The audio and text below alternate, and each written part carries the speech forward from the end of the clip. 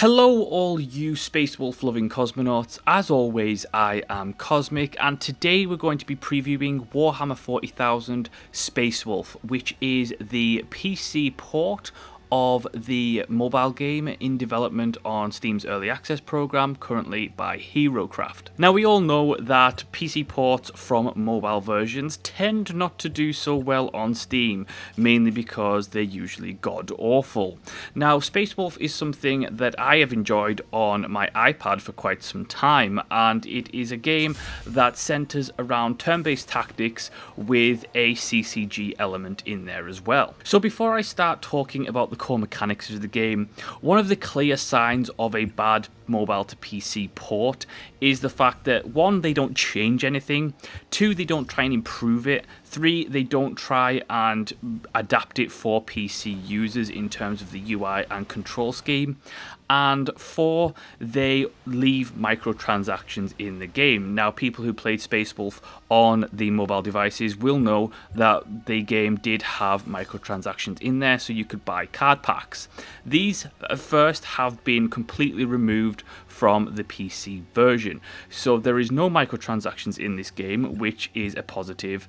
Next, they have completely reworked the visuals and improved a lot of them. I still think a little bit work needs to go into the character models to make them more high res and more detailed, but the environments, the weather effects and all that kind of thing has been put in now, which really does improve the visuals of the game. And lastly, one of the major points that always annoys me about mobile to PC ports is of course the UI and controls, and thankfully this has been improved and is continually being improved so that it's more comfortable for keyboard and mouse users. So as it stands at the moment, my first couple of red flags have been eliminated from this title, which is pretty good going since most don't make it past that stage. Now the game, for those who have not played it, works very simply.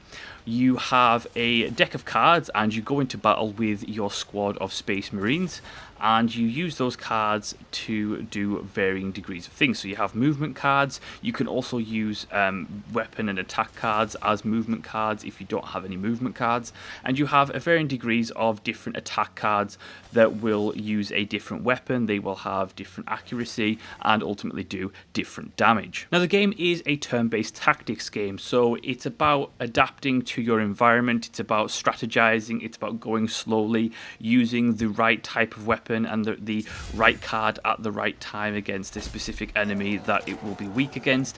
And of course, not only that, but you have the turn system. Now most people when they jump into Space Wolf are expecting an initiative ladder like most turn-based strategies go for. Instead, Space Wolf has got an effort point system. So if every turn, every time you use a card, you acquire effort points. Now the way this works in terms of turn order is that, say if I use 3 cards on my turn and I accrue 18 effort points, then the enemy goes and he uses 1 card and only acquires 9 effort points. That means at the end of his turn he will get another turn because he has less effort points, and at the end of each turn every character's effort points go down.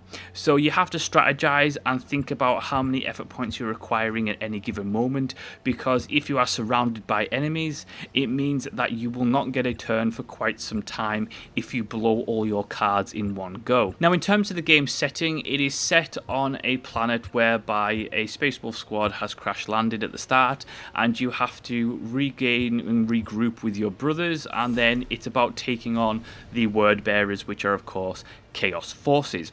Now after that point you are able to go back to your ship and you are able to recruit new Marines and use the story heroes as well, and you go through a single player story driven campaign which is fairly linear, but it does have branching storylines depending on what you do. It is nowhere as in-depth in terms of branching story and choice and consequences as a traditional RPG, but it has certain things in there, certain choices that you can choose that will make certain things different, which is a nice little touch, but don't be expecting it masses of in-depth choice and consequence. Now in terms of the overall game modes, the great thing about HeroCraft and what they're doing here is the fact that they're not just porting over a mobile title and giving it a reskin, taking out the microtransactions and saying, here you go, there's your game.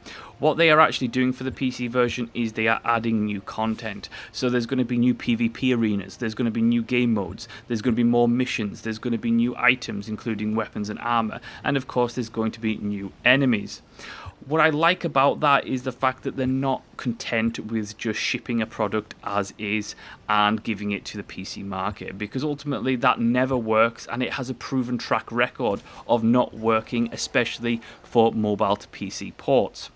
Now, for the most part, a lot of Warhammer fans will really get a kick out of Space Wolf, especially if they have played it on the mobile. It is a lot smoother already, even if in its early access state. The animations look a lot better, the frame rate's a lot better, and you overall have a better quality of product even at this point. The developers are putting this on early access for around $10, which isn't too bad considering you basically get the mobile version of the game, which is already graphically improved, and the complete lack of any kind of microtransaction. Now, the developers have said the price is going to be higher once the game comes out of early access. So at this point, the question remains, do you invest into an early access title right now, or do you wait for full release? Now, for me, I would say that if they are going to raise the price, they're probably going to raise it maybe $5, maybe to $15 to $20.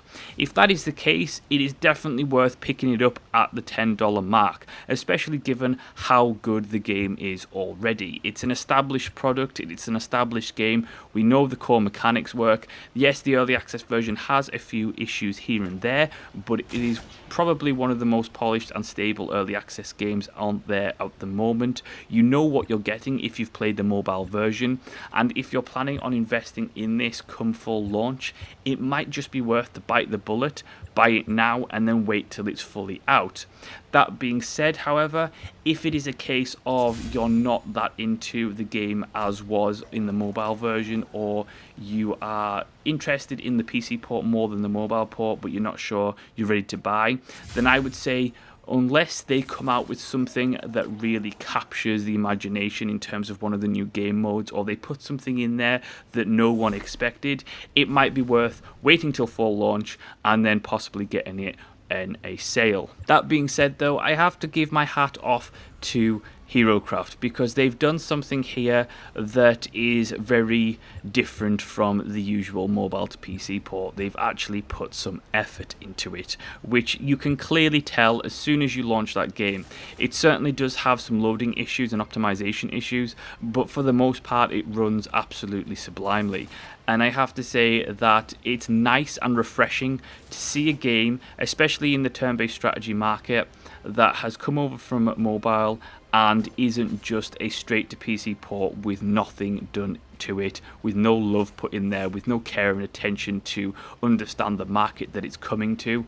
And that is a refreshing change of pace from the crap that we've seen before. And that is my preview of Warhammer 40,000 Space Wolf. Thank you so much for watching and listening. Let me know if your thoughts on the game in the comment section below. If you enjoyed the video, hit the like button, make sure to subscribe and share the video on Reddit and social media. And as always, I will see you next time.